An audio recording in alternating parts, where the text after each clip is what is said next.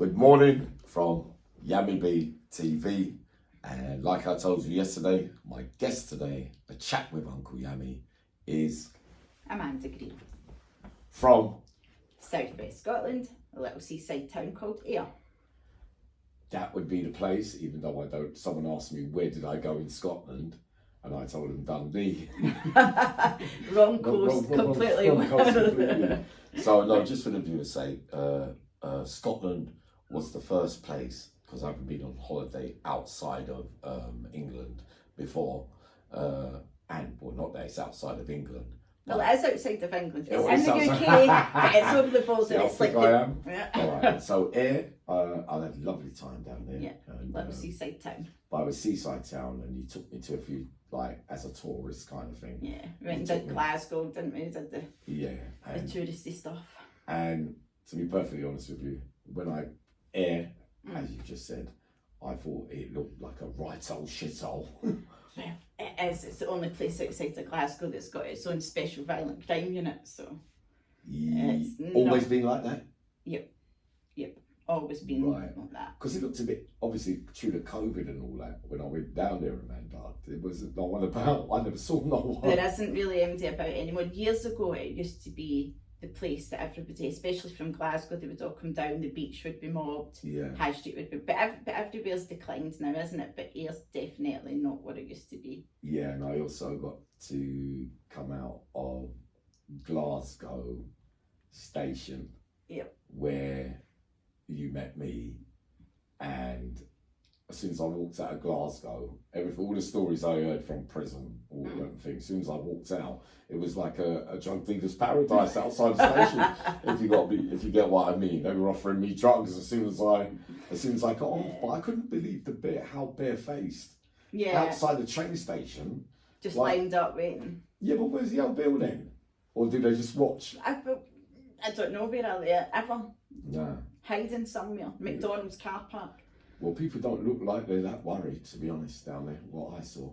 No. Amanda. So, yeah, just give us a brief outline. It's not going to be about your life story today. We're going to just touch on some, the prison lady stuff and that kind of thing, which we're going to build up to now, Amanda. So, growing up, you had a nice...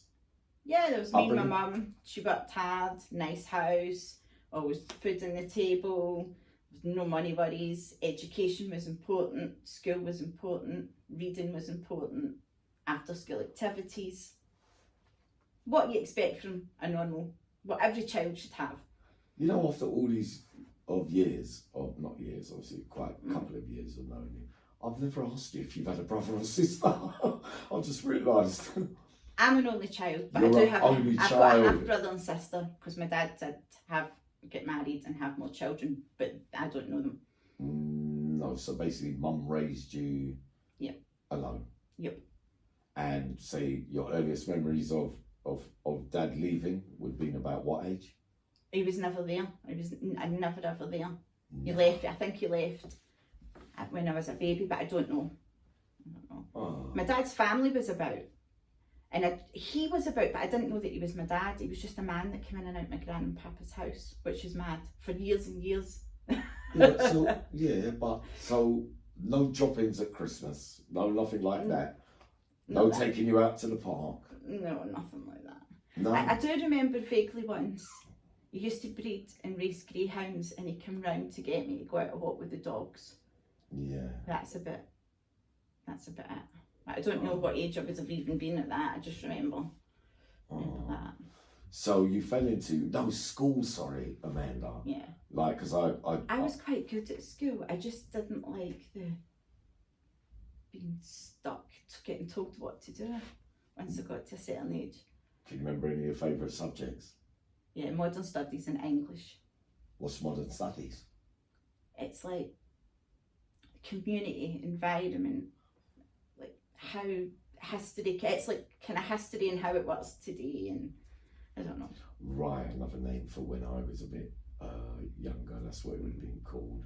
I see. Did you, what aspirations, did you have any dreams or ambitions to be wanting to be a doctor, a nurse, or a sportswoman? No, or anything nothing like like that. I don't ever remember wanting to be anything. that? No. No. Oh, man. So you got into early delinquency crime, because we're going to touch on this very, very early, because she's going to be a feature on the channel for a number of subjects as the months go by. I think I've told some of my viewers that for quite some time. As you see, Amanda Green has been in the comments for a long, long time now, supporting me. I'm a bit gobby and like to give people my opinion. Well, we'll get round to that bit in a minute, Amanda. We're not going to talk about that right now. But to me, you're a lovely lady, and you've been there for me, and you supported me in all the backward things that I didn't know about when I first came out. You kindly let me know because you knew I was short on a thing, but it's not about me today.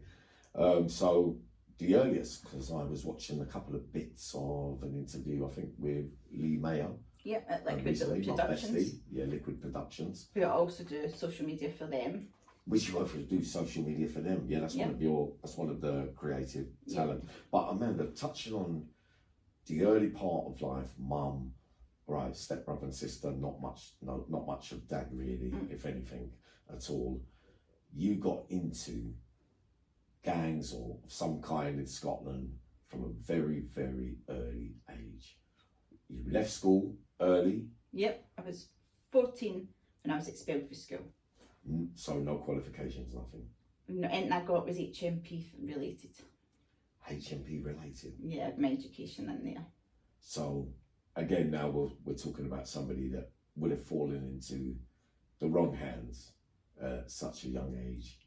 When you expel somebody at 14 and you've not given them anything to do, what are they going to do? They're going to run the streets, they're going to end up in places they shouldn't be with older people. Makes you feel important because they're giving you some sort of something in them. Yeah, but if you're leaving school at 14, what kind of age group are we talking about with looking up to elders? Excuse me. It was late 20s, early 30s. You've got drug dealers, robbers, criminals, stonemen, that kind of scene, isn't it? Can you remember your first ever time you was arrested? Well, I was at school. That was the one when I had been selling drugs at school. And got expelled? Yep, they came into school together. What kind of drugs? It was pills. But it was, I had went and got for friends, gave them, we all left school. One girl stayed, she was told not to, obviously got caught high at school, and she was like, oh yeah, Amanda got them for us. Oh, so God. That was that. But obviously I wasn't that well behaved at school and didn't turn up a lot anyway, so that was just the icing in the cake for that one. So when that dealing of some kind during those early years, how long did that dealing go on for before you was expelled from school? A matter of weeks with that one, because you're not getting away with it. I went to a good school, so getting all girls school. No, mixed, but it was like one of the better schools in the area. So then, after being expelled, Amanda, you've fallen into the wrong hands, because that's for a 14-year-old to be, not saying that you were groomed into crime or anything like that, but 20s and 30s. It is a type of grooming though, when you think you've got older men sitting and they're letting you in, they're showing you things, they're saying things in front of you, they're making you feel important. Obviously, you're like, big I am, everybody else is having to come into the house and then leave, you're getting to sit and stay, you're getting to hear what's going on. So then, we're talking about 1994, 5. So then, obviously, being expelled from school, and then obviously dealing the little pills for a short period of time. So then, being expelled, not really much more choices or options for you then to carry on. No. From the being expelled from school. After about a year of leaving me, and I'd been running the streets doing what I want, running away from home, staying here, staying there, they tried to put me back in school.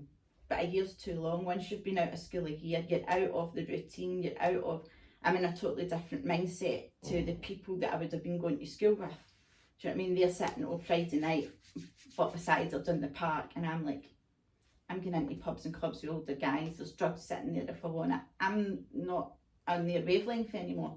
Do you know what I mean?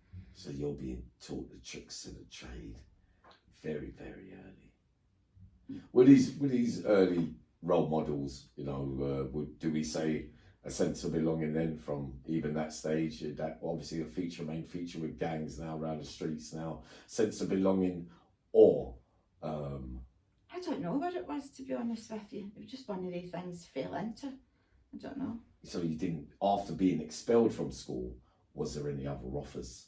Was there, because them days I believe there was some intermediate treatment, things like IT, not IT, but you remember them special schools for girls that get expelled? Because when I was younger, if you fell out of school at such an age, they would still offer something. There wasn't any places nearby. I was meant to go to, well, I had to do 6 hours a week at, it was like a youth centre type thing, but I could come in as long as I showed up and showed face, then I could go again. It wasn't really, like, I wasn't doing any schoolwork or anything like that. I didn't really need to be there as such. As long as they could sign off that they'd seen my face. So the earliest crimes of pills, basically, once leaving school, trying to get you back at 15. So obviously you do this shoplifting stuff when you're little, do you know what I mean? When you're younger. I think I have to go through that stage again and makeup, hair dye, that kind of thing. Can you remember, obviously they're older kids at that time, they're basically adults. Can you remember somebody ever, you know, saying to you, do this and do that, and if you do this, you'll get this much and that much? And can you remember that, apart from that early bit of delinquency, which was shoplifting and the pills, can you remember your first like real serious crime after that, right about that age? Well, obviously the first one was when I was around about 14, and it was the armed robbery with a couple of fellas that was in one of the flats that I used to go into. I don't know how I kind of got involved in that. They were talking about it in front of me. I was asked if I would go and look at the place that they wanted to do the job and come back and tell them the layout, that kind of thing. I don't even remember being offered anything for it. I don't know if I felt that I couldn't say no to it, because obviously I was in their company, maybe wanted to impress them. I don't know. So they're basically using a younger lady. Exactly. And then there's someone really basically to go and do the handiwork, like me when they used to get me to knock on doors. To see if anyone was in, and then they would go in and do it's the same as just go and run round the corner with that and drop that off at this one's house for me. You're doing me a favour. Makes you feel important, doesn't it? Yeah, it did to me too. I know exactly, I can resonate with that, Amanda, so then the first prison sentence, because I'm hearing, even though we spoke at length, sometimes I'm hearing that you've done a prison sentence, or you told me you'd done a prison sentence. Can't remember what year it was. When was your first young offenders prison then, or detention centre? 15. 15? Was the secure unit at 9 months for assault and robbery. That was me and a boyfriend robbed Gary in the train. So that's a year after school? How long was that for? Well, it was 9 months I got. 9 months, and you do... Well, with that, because I was in the secure unit, it was nearly the full 9 months that I did, because although the sentence was up, you have to obviously social work, children's panels, all that stuff. You know yourself. Once you're in, it's a bit hard to get back out. So then tell me some of the difference, because I went to secure unit down here, like for boys. So secure unit to me means, because I went to one in Stamford House, I think I might have gone to another one, Orchard Lodge or something like that, for a couple of weeks. But secure unit means it's like a mixed children's home, innit, and you're locked in. You're locked in. You're not allowed to leave. No. So it's a ward, it's like 9 months. You do what, 4.5, 6 months? It was 4.5 because it's half remission, but then you've got a couple of weeks after that, try to social work, get you organised, get you out, get you somewhere to stay. So then how did it, for that secure unit, because that was really the first time you've been away from mum, so therefore going into... I was already out the house. See, by the time I was running streets, staying in different houses. I wasn't really staying with mum by then anyway. I mean, sometimes she would report me missing, the police would bring me back. As soon as they were away, I'd be back at the door. So what, with older villains? Yeah. So the secure unit itself, run by, they're not really Care Bears like children's home, even though I come from an era where children's home, like the majority, some staff were really, really nice and suited the job, but also I'm very aware that in those places. It's a mix, isn't it? You get the odd couple that will do their job and Yeah. do it well, and there's other ones that actually care and are there for a reason. Then you got others that turned up for the paycheck, don't they? So Amanda, so you're being in that secure unit, what was the worstest thing that happened to you in that secure unit? What did anything ever bother you, or was you rebelling, or was it Secure unit, it's like kids, and so there's always arguing, there's always a fight, there's always you're always on edge, but nothing. Any physical violence from them staff? No, not really. Well, unless when you're getting pulled apart and you're fighting or that, getting restrained, but nothing out of the norm. Yeah. So when you come out the secure unit, you're thinking it then, because you come across. I know you can look after yourself. That's not the point today. I'm not asking you about whether you're a tough old lady or whatever, or young lady, Amanda. So you come out after 4.5 months. Where do you go? Social work sorted out a flat for me, kitted it out. So what's going to happen when you give a 16-year-old a flat of their own? Well, you was a bit, but I thought you had to be pregnant to get a flat. No, if you're under social work in Scotland, when you come out of the system, right, then they're going to put So you was on a care order then? Yeah, but I was on a supervision care order prior Until to what that. age? Well, that lasts until you're 18, unless they unrelease you, which obviously ended up happening. Oh, I get that. I know, I went through that. So the day that you're released from that security unit, you have to go and report to a social worker. No, they came and picked me up. They came and picked you up. Yeah, social worker came and picked And me up. brought you to another. No, we went into the housing office. Wow. Go through all that rigmarole of paperwork and stuff like that. And then I was put out, straight away, first of all, I was put into a hotel for about 3-4 weeks until they got me the flat and A got hotel ready. or bed and breakfast? What doesn't Well, matter. bed and breakfast, hotel, same kind of thing, isn't it? That was before you're 16 though. No, I just turned 16. Oh yeah, you just turned 16. That's So it. it's just 2 years later after school. And stayed in there for what, 3 or 4 weeks? Yeah, until the flat was ready. Wow. Where was the flat? Near mum? Not far away, but in a different kind of scheme, if that makes sense. I was probably about a 10-minute walk from her, but it was in like not a great area, probably one of the worst areas that you could have got stuck. Where? It was a place called Lockside. Right. When you was in the secure unit, did your mum come up there to see her?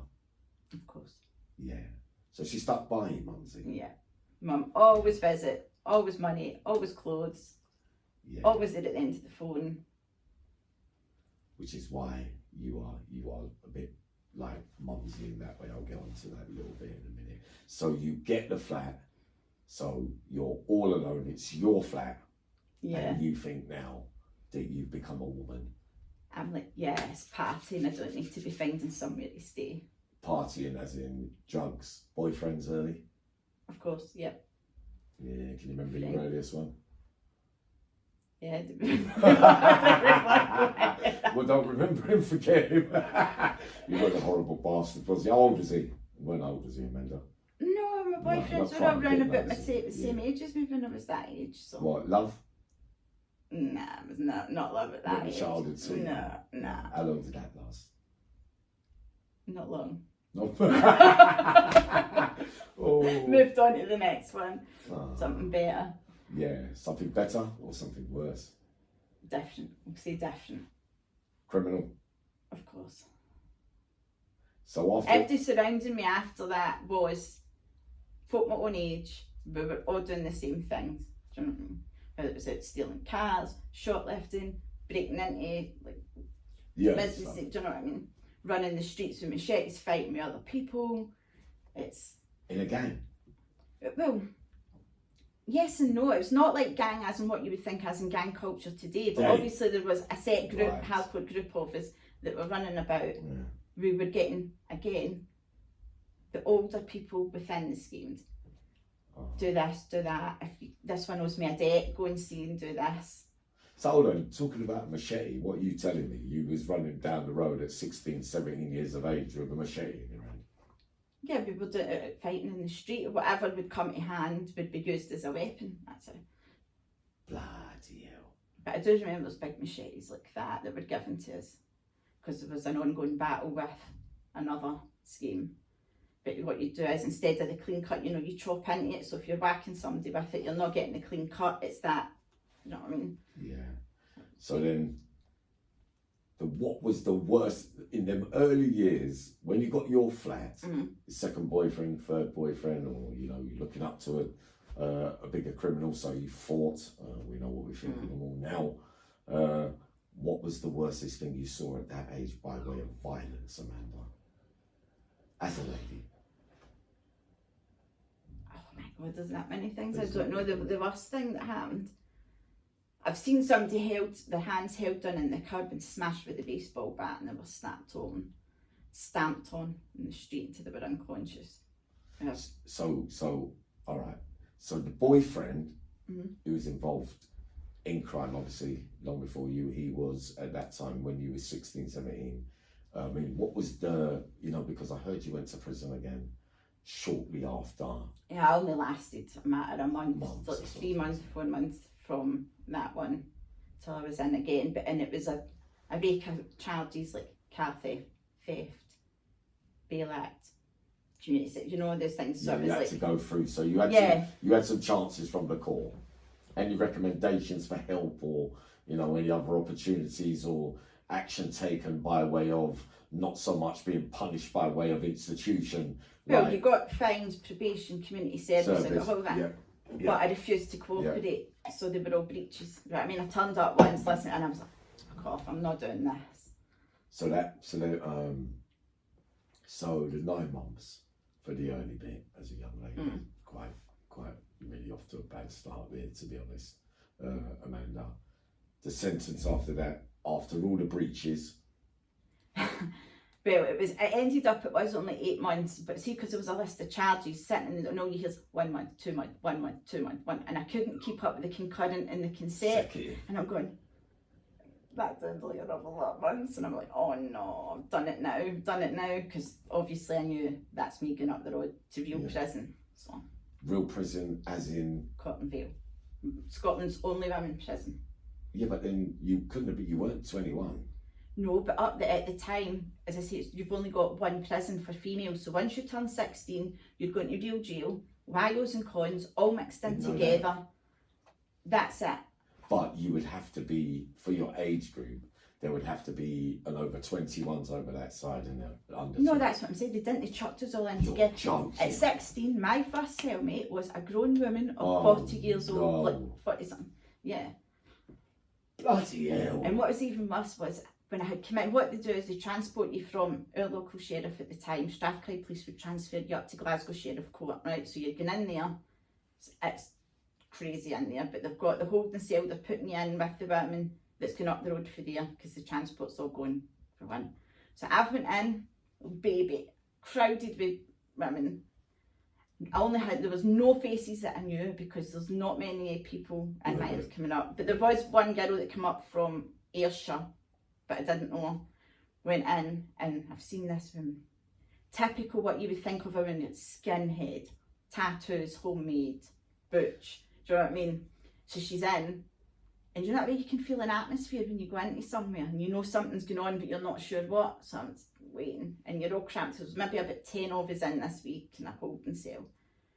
And as soon as the screws went away for putting us in, she's turned and she's set about this lassie. I don't know what's going on, don't know what the argument's about, and I'm thinking, oh my God, this is not good. So that night we've got up through reception into the block.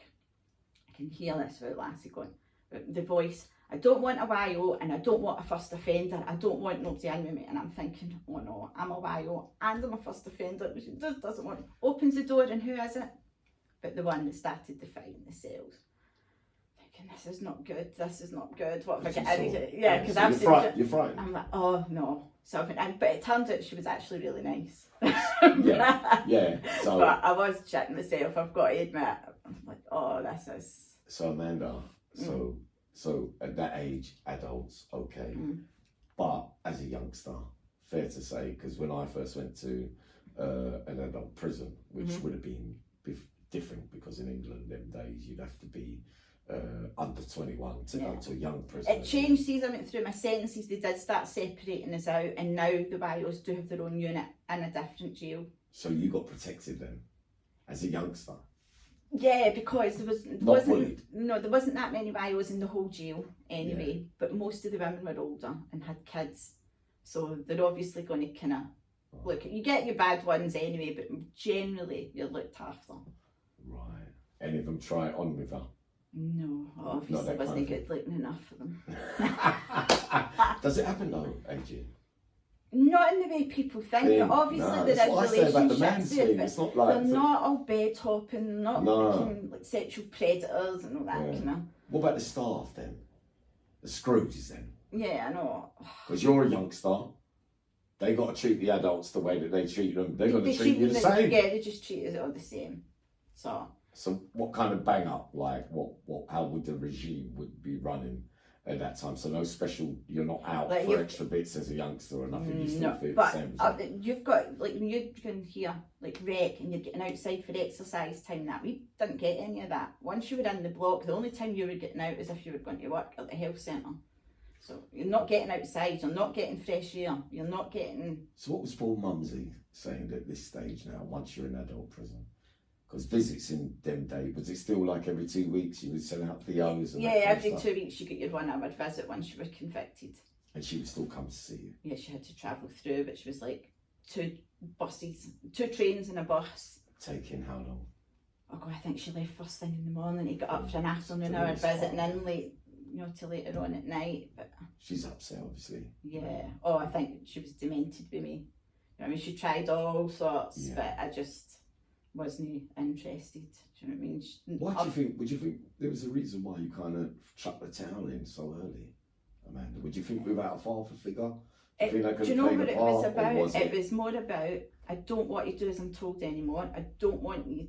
Obviously there was abuse there when I was a child, right? We know that. And once I got to a certain age, I realised that I didn't have to do as I was told and put up with what people were telling me or have anybody around me that I didn't want to do. So it was a bit of a fuck you, basically. Just watch and see what I can do.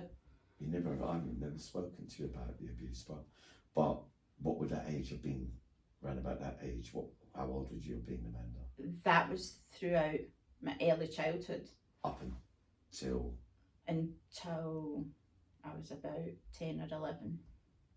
I don't really have a lot of memories of it. I have to go with what other family members have told me. I get snippets here and there. I don't actually have much memory of my childhood in general. So what we're saying really is this person or person, they were family. They were family. Yeah, it was a family, and I wasn't the only. It was a generational thing. So it was. Violence as well? No. Saying don't tell no one. Why is that? Did you cry? I don't know. Did I think you it was anybody? just no. I just think it was. You just know that you're not meant to, don't you? I don't know.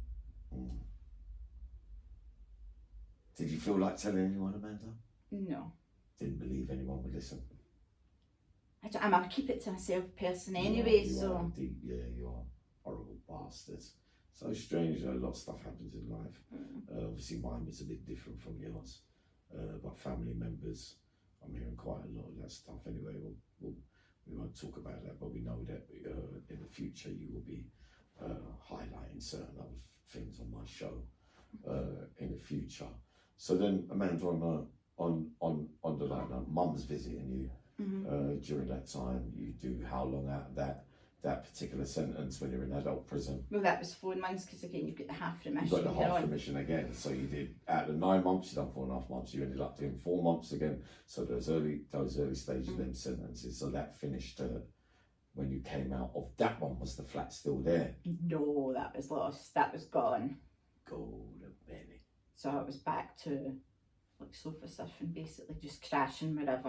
How old? Or- How old? Sorry, Amanda. Well, I was only still 16, but 16 and a half, 16. So then, as soon as you got released, you're still on. Now it's not social work, it's probation. No, there's nothing. Once you get out the door, you get your live grant and you're gone. That's it. There's no follow through. Right. So the sofa surfing in itself then led to. Now Well, that I you was made, straight back into the same area that I was went in. in. There was houses that Right. we went to and frequented. That was So like an did- open house. So that we know about prison in itself, Mm. Amanda. We know that it is a breeding ground for meeting new friends, new criminals, listening to how others do it and how they make money. We know it's a schooling to further enhance criminal activity. I always used to stop in Glasgow with whoever I had got lived with and go and get mad about it for a couple of days before I made it home. You're sitting in flats there, meeting other people, getting opportunities if you want it. I mean, getting phone numbers, getting this, getting that. Yeah, that's how I it mean, as you works. say. So the sofa surfing during that time, what, new boyfriend? Older I boyfriend? didn't really do You didn't do boyfriends as well. I don't do boyfriends, relationships, right, do you know what I mean? It was like Yeah, one yeah. and done, maybe. Yeah. So the crimes after the early delinquency stuff, the car thefts, the shoplifting, the delivering, the dropping, and all that. Now you become not legendary yet in that No. crime, but your crimes. I started, that was when I had, it was another there was like family, how you get families in areas that seem to kind of run different things and kind of in charge. That was when I had got taught how to do like the credit cards, the forgery, changing checks, Yeah. books, that kind of thing. That's where I learned kind of that. So Right. So the next. I stage- aligned myself with them because I had problems with another family. So I had to make sure that somebody somewhere was looking after me. So that the further on stage, then at that stage was the credit cards, going in with the cards. Get your full list, signatures, yeah. get clothes, get things. Yeah. So you stealing the cards or the fraudulent stuff, or men or women giving it to They you? were, it was coming to me, that was. You fancy yourself as a good frauder at that time? At that time, I'm quite good at if I seen your signature once, I could do it straight away, do you know what I mean? I could, Yeah. that kind of thing. I could set, if you gave me a checkbook and the cheque was already written, I could change it for you to make the amount different. Who taught you that? Well, it was one of the Yeah, families, that I had kind of, I was friends with one of the girls. I was an older woman again, staying at her bit. It was her cousin. I went with him a couple of times because he needed a woman, because it was a woman's name in the stuff that he was doing. And then for that, he showed me how to like change things. So then, so that I've always been quite good at finding somebody that will show me.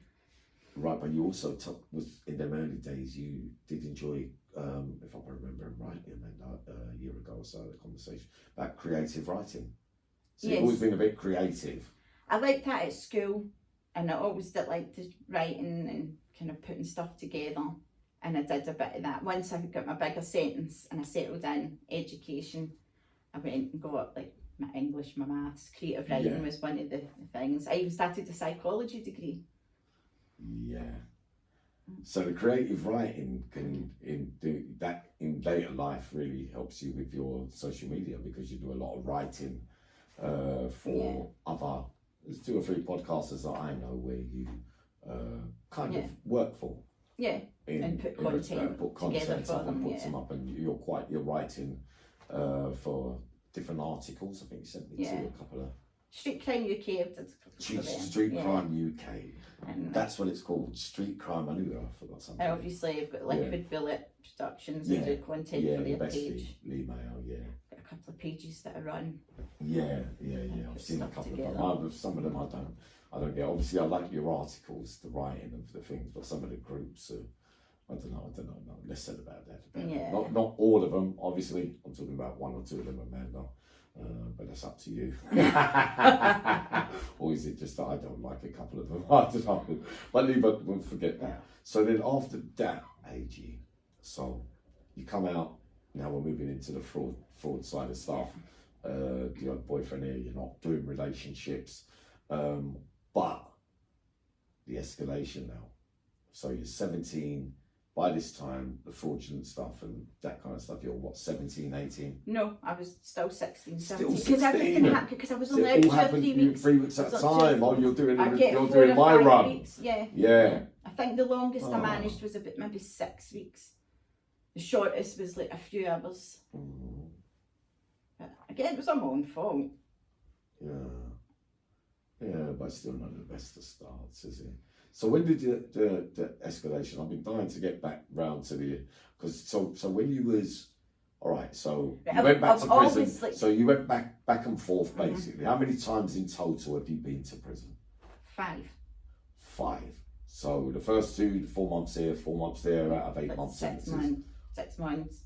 You know, it was like short sentences for stupid things. Going back to that same prison, prison you started, Yeah. because that's the only prison. Mhm. So then you become familiar with The staff, inmates, the regulars. your lifers, your long termers, your other people that's in and out like you. Did you get into like addiction with drugs and anything, drink or things? The early very on? first place that I ever tried heroin was in jail, which I think a lot of people God. do. Oh dear, that I remember that because I never really done it. I never really done that because I wasn't a cannabis smoker myself. But Outside, it was I whatever never I knew could that. get my hands on. yeah, Yeah. I Because I'm never- sure, I don't think you would have known about the time that me No, and my no, best no, friend I- got that's the what I was drugs gonna out say the to police station. No, tell us. Because obviously I spoke to Leah How about old this is one. you? How old is you? We were 16 at that time. I Oh, can't even God, remember. so what happened at 16? Yeah, there was like Mm. that year between kind of 15 and 17, it was like boom, boom, boom, boom. Everything was like quite kind of close together. But yeah, I think we just turned 16, I think. And we got caught in a stolen motor and they had brought us in. So me and her, they'd put us in the child detention cell, which was right next to the charge desk, and they put us in together. So we went to pull the blue mattresses off so we could put them in the floor to lie together. But when we've moved it, there's been this bag, like a resealable bag. Yeah. That's it, and it's been full of powder. You're like, Not cocaine. Well, we Sweet. didn't. No. But we didn't know what it was at the time. Oh, So we've no. took it and we're waiting in because we still had the social work supervision orders, we were waiting on my social worker to come and get us, but we was going back to the children's panel. So she's stuck it down with it and we're sitting waiting, and at the time... Yeah, but the bag sealed. How did they get the whole out? Because Well, what we're because talking about, the long bags or the short bags? It was about this size, Oh, them and ones it was with like the a way you resealable think sandwich bag no, type thing. no, I get you. So yeah. best friend, she stuck it down her top and sitting waiting, desperate to get in and see what it was, but we didn't want to touch it in the cell because we didn't know if Yeah, somebody who's was going to come, because they come round yeah, regularly and to check. check on you. And at the time, one of the clubs, there was a lot of ecstasy related deaths and they were pulling in drug dealers, right? But we didn't know this until after. So we've got out, got home. This actually had my flat at the time because although they dropped us at her mum's bit, we went to the flat, couldn't wait to get into it. We didn't know what we had, we thought it was speed. That's what we thought we had, so we've been taking it, thinking this shit, not getting nothing off it, kept taking it. But obviously we must have been, because what it turned out, it was PMA, which is very similar to MDMA, but it takes longer in your body and it's a stronger Ecstasy. But it's not, well, it's PMA, as I say, it's the same genetic. Like, What was you doing? Swallow it in the Rizla? Yeah, we were snorting it as well. Just Oh, whatever, no. trying. But we didn't think we were getting anything off of it, but it's because it takes longer in your system to break down, but we didn't. So we went into town thinking, it's crap, went into town. And the next thing, Alana's collapsed, having a fit. And I'm like, oh my God, we must have let us stay. Ambulances came, you come as well. Got to the hospital. From the police station? Yeah, this is the stuff from the police sake. station, right? So obviously, could work it out. high as kites, but then she's fitting, they're taking us to the hospital, and the ambulance, I remember the ambulance man saying to me in the ambulance, are you alright, hen? I'm fine. So we've got to the hospital, and I went to get out, and the next thing I've seen the road coming towards me as it went boom. So then I woke up, A&E, obviously the first thing the man says, what have you took? Where did you get it?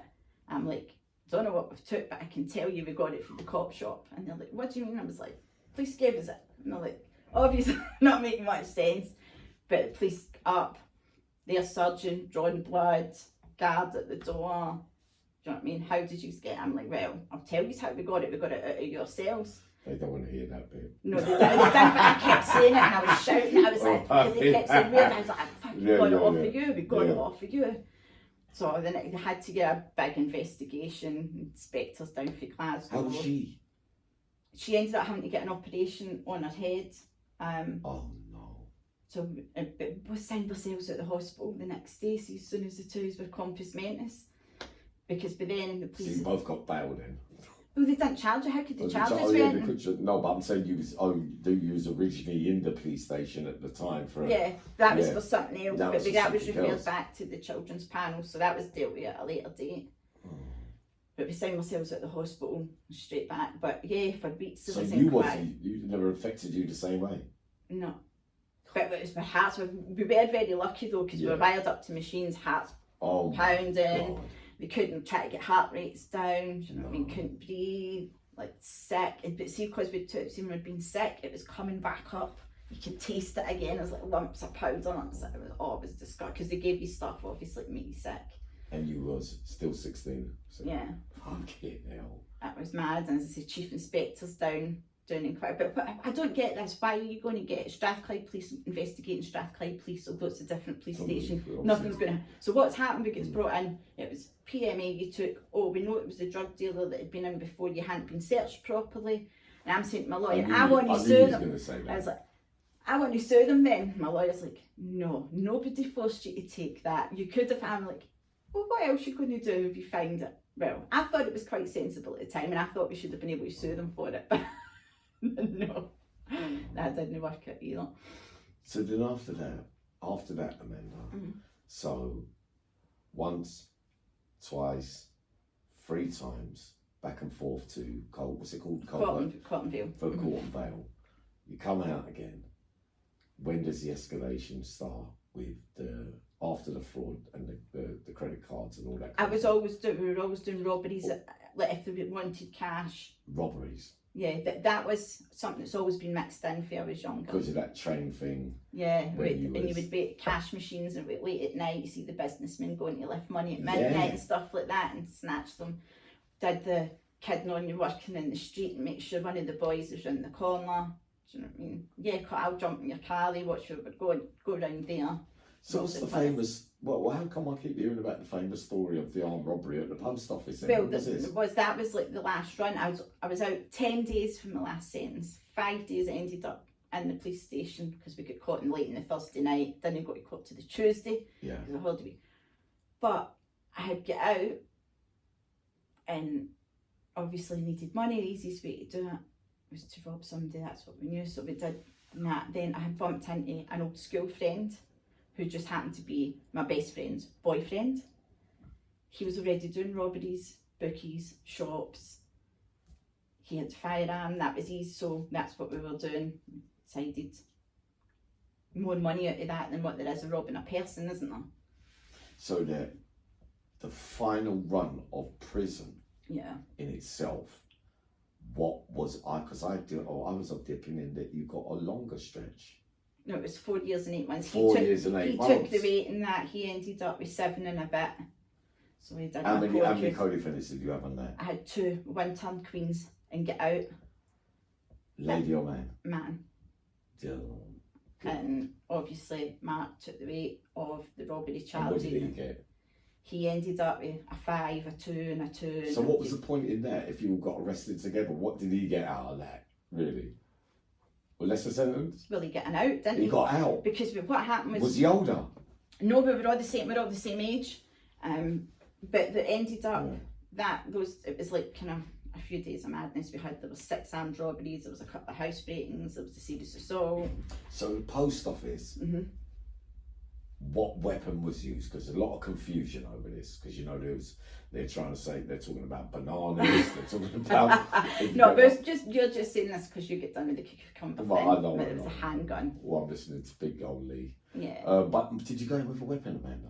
I wasn't armed because I wasn't intending going in. I was at the door, 1 foot in, 1 foot out, holding the door open. Right, so... Co-defendant had, because for the armed robbery, for that one, there was just the 2 of us there.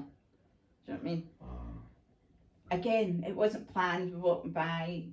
I don't know why we even thought about doing it, because we had money. We were staying in a hotel. As I say, we'd been a run on at bookies and shops, so we had. There was no need to do it. It was just opportunity, and need to sky. It wasn't ballied up. Wasn't nothing. Hoodie up, holding it up. You could tell who we were. I mean, no getaway car running down the street afterwards. What, So, you're basically the local criminal faces who you've probably been in the post office with, you know, for before, for whatever reasons. They were straight round when the next day. that night, well, they must have been out looking for us, but as I say, that was a day of madness. We ended up in a house fighting. I had stabbed somebody. Ended up going to the local Chinese stand and eating, and we could see loads of police everywhere, and we're like, oh, we better get off this, because we knew what we'd just done at this house. We knew we'd robbed the post office early in the day, so we were like, we better get off the street. Went back to the hotel, and then within a matter of an hour, there was a knock at the door in the hotel, but I thought, we've got music on, there's three sitting in the room, we're chatting, it's late, somebody complaining, and when I've opened the door, there's just been police there, and they've just pulled me straight out the door. So there was any threats of weapons?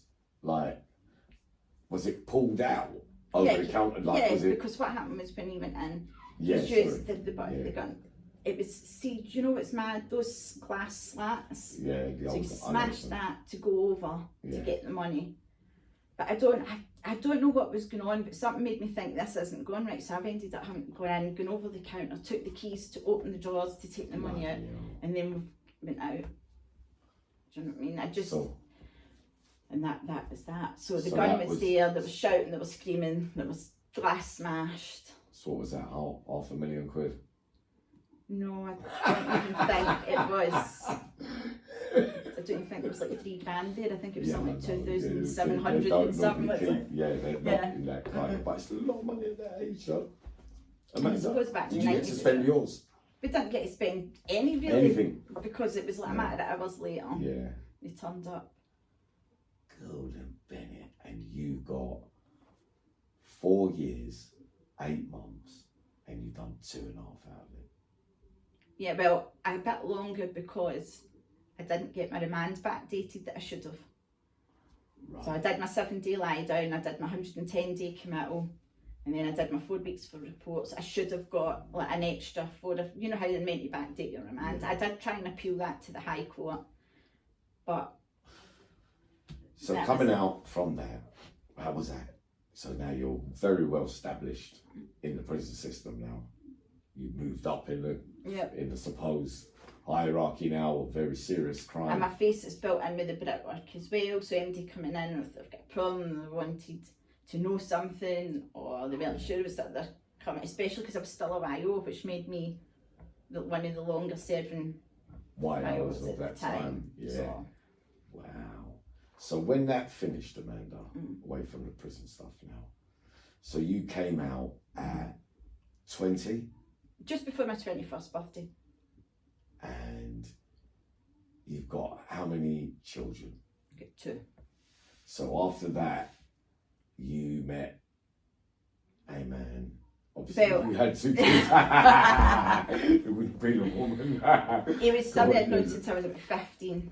It was what? He was somebody I'd known since we were 15. We'd always been kind of one of the ones back and forth. But he was in and out of jail as well. Once I was in and out, so it was like. Oh. So. Oh, I get you. By the time I got out, he was already he'd been out a wee while, had a job, and was fairly. So he's basically, you've known him all your life. And 2 beautiful boys. Yep. Went on, done that. Obviously, felt pregnant within a few weeks of getting out. And called it a day from all of them. Yeah, they don't want them in the system. You don't want them seeing things like that. You want better, don't you? Yeah. For them. So then what changed? So getting pregnant, married? Yeah, but that was like a few years later. That was a few years later. Kind of mid-20s. So that was, so when having birth, that changed your mindset, or was it that long sentence that changed you? I think I'd kind of had enough of growing out of it. So you kind of get, you learn like running the streets isn't all that. No, you sat and you'd be watching people coming in and out. Because when you do a longer sentence, it gives you the time to think. You're getting educated. You're also seeing people coming in and out doing the shorter sentences, and you think, that's madness. What am I really gaining out of that? I know. Why didn't you tell me that? Mine lasted a lifetime. Wow, I knew you worked it out quicker than me. So yeah, the two lovely boys. I think I've seen a couple of pictures on Facebook, Amanda. I know that you've done well by them. I know that they, were. I'm either all in or I'm all out with things. So if I'm doing something, I'm doing it well, and that includes being a mum. Yeah. Ever thought about writing a book? No, I haven't. No. It's been suggested, but. Yeah. So then we're talking now then. So that's 21. Motherhood. Crappy jobs. Crappy jobs. Hospitality industry. In other people's houses, you know what I mean? Try to turn the legal coin, make sure that they've got what they want, pay the bills. How many different jobs then? When we're talking about crappy jobs, you're talking what? Tesco's? No, I was coffee shops, restaurants, hotels. Still a job. Yeah, and it pays the way. That's a good way of going from that lifestyle to be settling for that tells me that you had enough.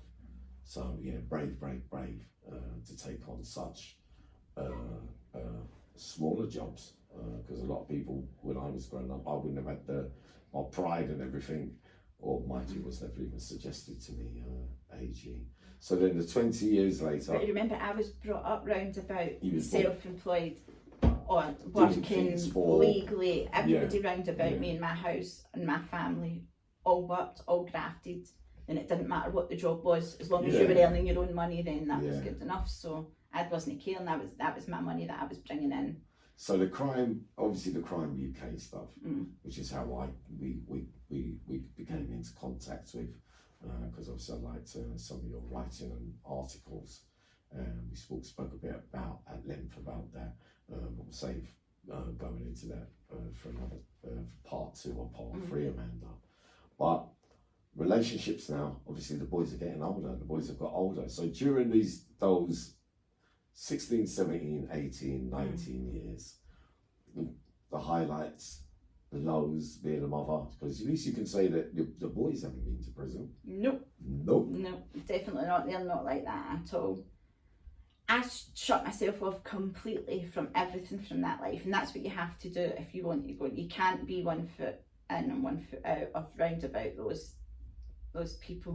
Do you know what I mean? So after settling down, all those from way back in the day, because you haven't changed areas really, have you? No.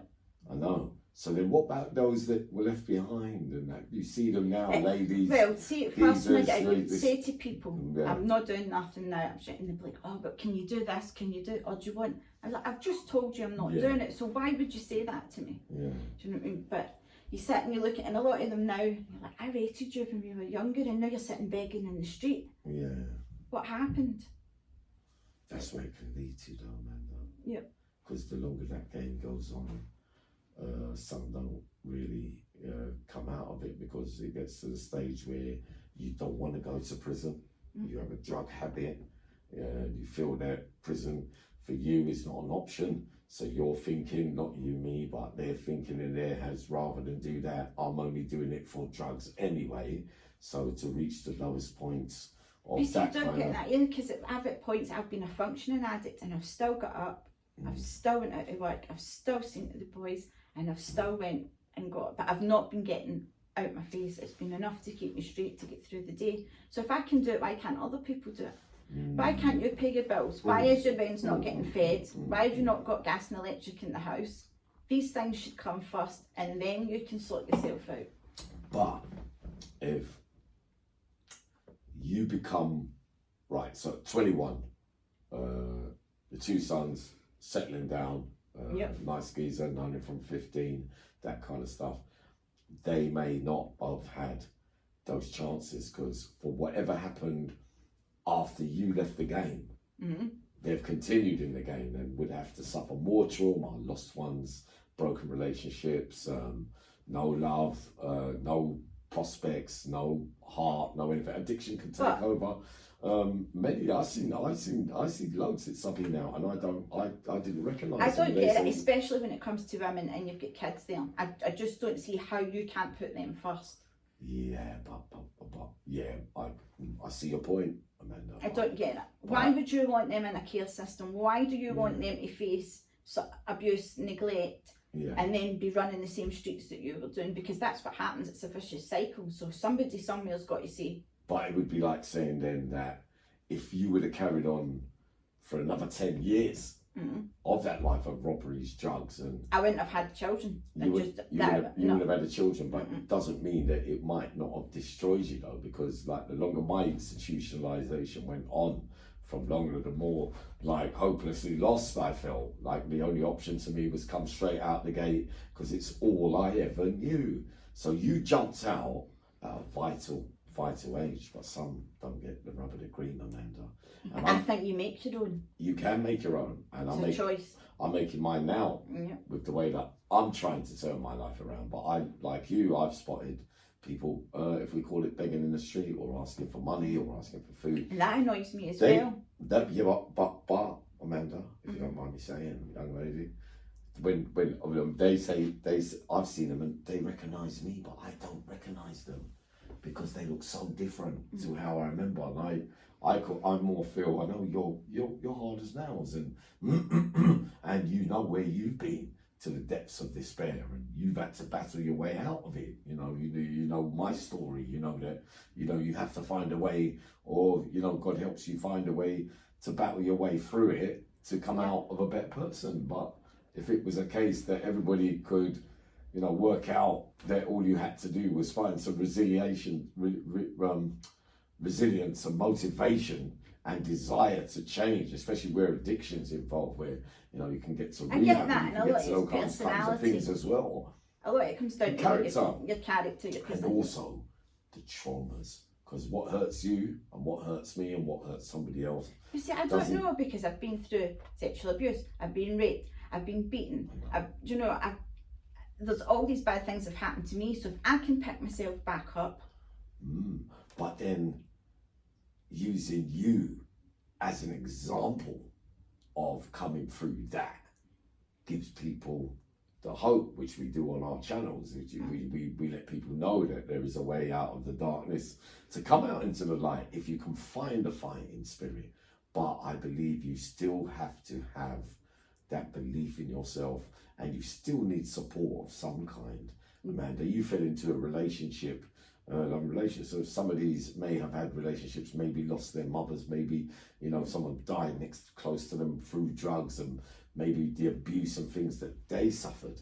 Maybe they're not as strong as me and you, but for people like me and you, and with the channels and the stuff that we do, for prevention and cure and trying to find solutions for this kind of things. But when I saw them, I felt I still give the money and things. See, I wouldn't give them money, but I will go into the shop and buy them something to eat. Yeah. I work it out now. I won't be giving money again. On the train the other day, but I used to. But I know the sensible thing would be to give them food. But the homelessness, Amanda, that's a big thing as well with that. For me, some of them I won't know, because you can tell that they're sitting there and they're not really homeless. They're only getting the money for drugs. Yeah, which is probably half and half. Go out and graft, do what the rest of us did, and if you get the jail, then so what? Don't sit there with your begging bowl. But they can't do the time no more. Well, they shouldn't be having a habit. Then they shouldn't be sitting there. They should be getting themselves off the street. No, but they should have. I believe that there should have been more opportunities for them to get help. I mean, I'm talking yesterday about rehabs and things like that. No, there's nothing out there, so you've got to do it yourself. You've got to do it yourself. Exactly. But in those, I know people that were putting methadone prescriptions back in the 90s and are still sitting on them today. So what help was that to him? But with me, because of there's meetings, AAs and CAs and all the other little groups now. Things make me annoyed. I know you do. You don't let it go in for that, but I will be going this. Anger management. No, I You know, do you know what I mean? When you do these stupid things, it's I like, don't that think just annoys me. That was another thing we talked about it before. We're going to talk about it in the future. I mean, about courses. But and all that. you know, that it's all about spirituality and that stuff pisses me off as well. Yeah, because that's you. I know. I'm That's just you, saying though, you know, that I find them annoying. So yeah, but spirituality and God and the Father in heaven and this kind of stuff. I know we've had this We've had discussion discussion we before, don't but see eye to eye. we don't see eye to eye in it, because at the end of the day, you know, I believe that is an option for those who are down and out, and many are being beggars, begging and things and that, and found an answer up there. Yeah, but your see what I mean? any, all of them are based on that. So what about people like me that doesn't work for me? There's, well, do you know what I mean? There's tons for people like yourself, because they're all faith-based. Well, they never none of the courts ever suggested anything different for me, I'm afraid. Well, no, I'm not talking because you're not getting them through the courts, but if you're going out there and looking in a lot of the no, but I mean, other people have had 4 or 5 rehabs. And that's so you don't really get that in Scotland. No, in Scotland. No. So don't you are a bit lucky like that. What was I going to say? I was going to ask you a question as well. Sorry, Amanda, not really related. Is the time all right there, Dan? I don't know. What's it say? Sorry, excuse me. Just checking this because of my thing. Wow, how long are you talking? That's me and you as usual. Amanda, explain to me about the because the rape thing, because the laws in Scotland and the laws in England regarding rape and victims with the sheriff's courts. What do they mean by the difference in the sentencing policy in Scotland and the sentencing policy in England, where Scotland or something or another, I've been told this, I don't know how true it is, but they get to do their time and get out quicker, if you get what I mean, and victims are not allowed. Is there a way? What have I got wrong here about something? Because I haven't See, got like really... that. This was just somebody said about this to me a few months ago as well. I don't think they do get out any quicker. Yeah, obviously they've got their sentence. They need to do what everybody else does up and down the land to get their parole. Right. You know, parole board makes the decision. Yeah, what happens to those? I forgot to ask you earlier. What happens to those sex offenders? 4 ladies in the prison. Oh, what are you talking about? The Greenock mob. They ended up. Have they got a Rule 43 of protection? No, I kicked it. Don't. So they put in the normal population. The only thing they're doing when they first come in for a couple of weeks is keeping them behind the door to let everything calm down. Right. Do you know what I mean? And then anywhere they are for the ages after, they've always got a screw. So if you look at them the wrong way, then you're on report just for looking at them the wrong way. So don't they have one landing of... No, they're mixed in all over. And do you know what's even worse in one of my sentences? Go on. Sex offender in one cell. Yeah. I'm in the middle. Next to me, mother and baby. Because mother and baby was mixed in then as well. So they were. So you've got a woman who's been convicted of sex offences against children, and then you've got a mum that's just gave birth, that's got a newborn baby. Yeah, but they've got, what do they... But they're not separated. What do you know what they said? Just what she doesn't go near the cell when the baby's in there, and don't leave the baby alone. My God. How, which again, it's changed because there's a separate mother and baby unit That's now. what I was just but then there wasn't, because the amount of times I get told, turn your music down, the baby's sleeping, I'm cough. Yeah, but surely the sex offenders get attacked in... When they first come in, their own kill, you know, like we hear these stories about... No. Yes and no. See, when they first come in, there's the big furore, and then it dies down, and then you might get the odd person that might try here and there. It just depends, but usually they're kind of ignored. Did you ever seek any help, Amanda, over the stuff that happened to you when you was younger? Did anyone offer help? Did it ever come out in the light? Well, obviously, physical, back, domestic abuse. Because when I first started getting into trouble, running away and that, sent to see the psychologist, and then I was told, if you don't really remember, then there's no point trying to remember. You're best leaving it alone. Gotcha. That's what the psychologist said. Do you know what I mean? Bloody hell. And I've seen, obviously, you get reports done and that going through, so you're speaking to psychologists and psychiatrists and that over the years, and obviously they have their own version of. So you did you release that So you actually. No, I don't really I just shut That's them what I was off. thinking. You don't just shut them off. Yeah, just shut them off. And dealt with everything internally yourself and made sense of it. But it doesn't make what happened. You just shut it away in a box Just because and you forget about it. But it doesn't mean because you have handled it all yourself in the way that you handled it, that makes you that you're as hard as nails and things, and you know that. No, it's just that's the exterior. We all put on it. It's like that when you come out in the ring, don't you? It's like shoulders down, head up, and you put out. You know, you can't come out being. So that's what you do in life with things, isn't it? You put your armour on. Yeah.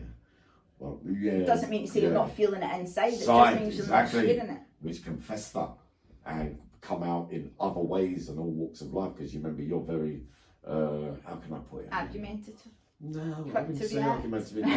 I wouldn't say argumentative. I said there's a lot of stuff that you put up that I would say that I would agree with. It's just that you say it out loud. And people don't want to hear the truth, Amanda, with certain things. Some things I can't agree with you on.